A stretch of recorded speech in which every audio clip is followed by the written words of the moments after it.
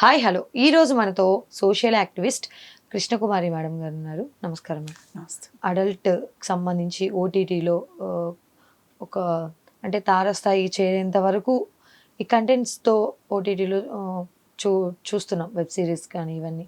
వీటి గురించి మీ ఒపీనియన్ ఏంటి అసలు? అంటే అసలు ఓటీటీస్కి సెన్సార్ లేదు. ఓకే. వాటి ఇష్టం విచ్చలవిడిగా వచ్చేస్తున్నాయి. యూట్యూబ్స్కి కూడా నియంత్రణ లేదు. దీంతో న్యూ ఇండియా అనే ఒక కాన్సెప్ట్ తోటి ఒక యూట్యూబ్ ఛానల్ వాడు ఒక అడల్ట్ కంటెంట్ని పోస్ట్ చేస్తున్నాడు. ఓకే. ఒక షో రన్ చేస్తున్నాడు. ఆ షో ఏంటి అంటే అమ్మాయిలు అబ్బాయిలు కూర్చొని ఉంటారు. వాళ్ళు బట్టలు ఇప్పేస్తూ ఉంటారు. అది ఎంత నాకు మాట్లాడాలంటే కూడా ఒక రకంగా జగుప్సాకరంగా ఉంది. ఈ ఈ కంటెంటు ఇంత దారుణమైన కంటెంటు ఇంత బహిరంగంగా ఇంతవరకు ఎప్పుడూ రాలా. ఓకే. ఇప్పుడు బిగ్ బాస్ షో లోపల ఏం జరుగుతుంది అని అందరికీ ఉత్కంఠత ఉంటుంది. అయితే ఈ బిగ్ బాస్ షోలో మనకేం చూపెట్టరు కాబట్టి సరే ఏం జరుగుతుందో మనకు తెలియదు. కాకపోతే వాళ్ళు ఇచ్చే టాస్కులు కూడా ఒక్కొక్కసారి దరిద్రంగా ఉంటున్నాయి అని చెప్పి దుమ్మెత్తి పోస్తున్నారు అలాంటి వాళ్ళు. కానీ బిగ్ బాస్ రన్ అవుతూనే ఉంది. అక్కడికి వెళ్ళి బయటకు వచ్చిన తర్వాత వికృత మనస్తత్వం ఎంతో కొంత ఉన్నవాళ్ళే అక్కడికి వెళ్తారు. అక్కడికి వెళ్ళిన తర్వాత అది బాగా బ్లో అప్ అయిపోయి బయటకు వచ్చి ఏ నేరాలంటే ఆ నేరాలు. ఈ చివరి సీజన్స్ మరీ దారుణంగా తయారైనాయి. ఈ కౌశల్ ఆర్మీ అప్పటి నుంచి ఎక్కువ ఇలాంటివి జరుగుతూ ఉన్నాయి. సరే, ఒక నేరపూరిత మనస్తత్వము, నేరాలు చేయటాలు, ఈజీ మనీ కోసం చేయటాలు, ఇలా రకరకాలు బిగ్ బాస్ నుంచి బయటకు వచ్చిన టెస్ట్ చేయడం చూస్తున్నాం మనం మ్యాక్సిమం. అయితే ఇదే బిగ్ బాస్ హిందీలో బిగ్ బాస్లో ఏం చేశారంటే ఇప్పుడు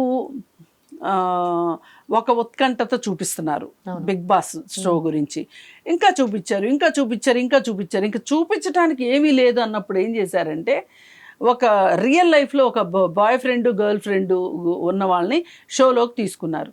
తీసుకొని వాళ్ళ నైట్ లైఫ్ని వీళ్ళు రికార్డ్ చేసి దాన్ని లైవ్ ఇచ్చారు. అది చూసాము. అదే ఆ రోజు దరిద్రం అంటే దరిద్రం అని తిట్టుకున్నాము. ఇప్పుడు ఇక్కడికి వచ్చి కూర్చొని ఆడవాళ్ళు యూత్ అమ్మాయిలు అబ్బాయిలు కూర్చొని వాళ్ళు బట్టలు ఇప్పేస్తూ ఉన్నారు. అసలు ఇది నిజానికి యూట్యూబ్లో వస్తుంది కదా, అంటే ఫోన్లో వచ్చేస్తుంది కదా, పిల్లలు ఉంటారు ఇంట్లో. అసలు పిల్లలు చూస్తే ఏమవుతుంది? పైగా ఒక నలుగురు మనుషులు కలిసి కూర్చుని చూసేటట్లుగా లేదు. ఆ మధ్య ఒకసారి శేఖర్ మాస్టారు అనసూయ ఇద్దరు ఒక రియాలిటీ షోలో ఆయన బ్లేజర్ ఇప్పేస్తే ఈవిడ బ్లేజర్ ఇప్పేసి దానికే అసలు చాలా గందరగోళం చేసాం. ఏంటిది ఇట్లా బట్టలు ఇప్పడం ఏంటి? ఓపెన్ డ్రెస్సింగ్ సెన్స్ ఉండాలి కదా. పిల్లలు ఉన్నారు షోలో, ఇలా చేయడం ఎంతవరకు కరెక్ట్? ఈ బ్లేజర్లు ఇప్పడం ఏంటి అని. అయితే దారుణం ఏంటి అంటే ఇక్కడ వరుస పెట్టి అందరూ ఇప్పుతున్నారు. ఒక అమ్మాయి చోళీకే పీచే క్యా హాయ్, చోళీకే పీచే క్యా హాయ్ అని చెప్పి పాట పాడుతోంది. అస్సలు ఆ కంటెంట్ చూస్తే ఎంత, ఇప్పుడు మనం ఏం చెప్తున్నారు, మన భారతదేశం గురించి ఏమంటాము, ఇదే అమ్మాయిలు ఎంత క్రమశిక్షణతో ఉంటారు, అమ్మాయిలు ఇలానే ఉండాలి, అమ్మాయిలు పవిత్రమైన వాళ్ళు, వీళ్ళు ఇలాగే ఉండాలి. అసలు అందాల పోటీలనే వ్యతిరేకిస్తున్న ఈ సందర్భంలో ఇలా బట్టలిప్పే షోలు చేయడం ఎంతవరకు కరెక్టు, ఎంతవరకు సమంజసం? పైగా పిల్లలు ఆడుకోవడానికి ఫోన్లు ఇచ్చేస్తాం మనం. వాళ్ళు ఇప్పుడు మనకంటే పిల్లలు స్మార్ట్, ఇవి నొక్కి ఇవి చూసారనుకోండి, ఈజీగా చూస్తున్నారు. చూసి ఇప్పుడు వీళ్ళు ఒకటి చూశాడు అనుకోండి, ఒక పాప ఒక బాబు చూస్తారు. వాళ్ళకి అసలు ఫిల్టర్స్ ఉండవు చిన్నపిల్లలకి, ఇది మాట్లాడొచ్చు ఇది మాట్లాడకూడదు అని. ఇప్పుడు స్కూల్లో పిల్లలకి ఎవరికన్నా మాట్లాడారనుకోండి, అసలు ఏమన్నా బాగుంటుందా అసలు ఇది? మరి ఎందుకు ఇట్లా చేస్తున్నారు అనేది, మరి ఈ షో ఎందుకు ఏం నేర్పించాల అంటే వాళ్ళకి ఒకటే ప్యూర్గా డబ్బు కావాలి. అసలు వాళ్ళది క్లియర్. కానీ గవర్నమెంట్లు ఎందుకు ఊరుకుంటున్నాయి అనేది ఇక్కడ పాయింట్. అసలు గవర్నమెంట్లు ఎలా ఊరుకుంటున్నాయి అనేది ఇక్కడ పాయింట్. ఈ పాయింట్ మీద అసలు ఇది చూస్తున్న వాళ్ళు ఇప్పుడు మామూలుగా ఇక్కడంతా ఇవాళ మోరల్ పోలీసింగ్ చేసే వాళ్ళు ఎక్కువైపోయారు. మరి మోరల్ పోలీసింగ్ ఇక్కడ ఎందుకు చేయట్లేదు? అదే కదా, ఇక్కడ కూడా చేయాలి కదా మోరల్ పోలీసింగ్. ఒక అమ్మాయి అబ్బాయి నుంచుని తాగుతున్నారు, సిగరెట్లు తాగుతున్నారు, బరిదగించిపోతున్నారు, విచ్చలవిడిగా తిరుగుతున్నారు, అది ఇది అని చెప్పి మాట్లాడుతున్నారు కదా.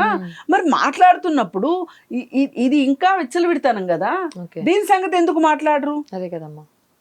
అందుకని మొన్న ఈ మధ్య సుప్రీంకోర్టులో ఎవరో పిల్లేశారు. ఈ సోషల్ మీడియాలో నన్ను ఓటీటీలో హింస, సెక్స్ ఇవన్నీ చాలా ఎక్కువైపోతున్నాయి, వీటి మీద ఏదైనా ఒక నియంత్రణ ఉండాలి అని చెప్పి ఎవరో పిల్లేశారు. పిల్లేస్తే గవర్నమెంట్ తరఫు నుంచి ఒక ఆయన మాట్లాడుతూ మనము నియంత్రించలేము అని చెప్పి సమాధానం చెప్పాడు. నియంత్రించలేము అని చెప్పాడు.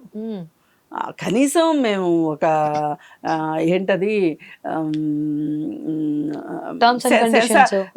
సెన్సార్ బోర్డు లాంటిది పెడతామనో లేకపోతే ఇది ఖచ్చితంగా మంచిది కాదనో అనుకోకుండా ఆయన నియంత్రణ ఉండాలి అని చెప్పి అన్నాడు. స్వీయ నియంత్రణ ఉండాలి అని చెప్పాడు. ఆ స్వీయ నియంత్రణ ఎవరికి ఉండాలో కూడా చెప్పలా.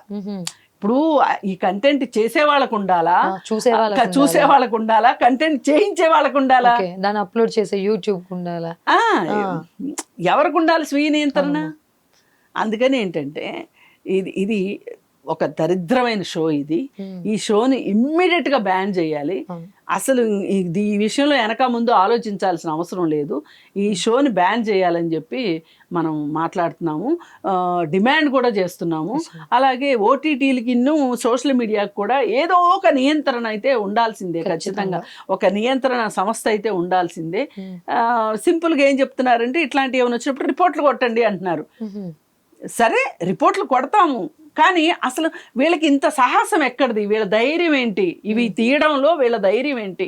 వీళ్ళ సాహసం ఏంటి అనేది ఇక్కడ పాయింట్. ప్రభుత్వాలు వాళ్ళ పదవులు కాపాడుకోవడానికి, వాళ్ళ ప్రభుత్వాలు కాపాడుకోవడానికి వాళ్ళకి టైం సరిపోవట్లేదు. అసలు ఇట్లాంటి విషయాల గురించి మాట్లాడుకోకుండా నిమ్మకి నీరెత్తనట్లు ఉండటం అనేది దీనివల్ల యువత మీద ఏ ప్రభావం పడుతుంది అని ఆలోచించకపోవటం నిజమైన దురదృష్టం. అందుకని ఖచ్చితంగా ఈ షోని బ్యాన్ చేయాలని కోరుకుంటున్నాను. థ్యాంక్ యూ సో మచ్ అమ్మ.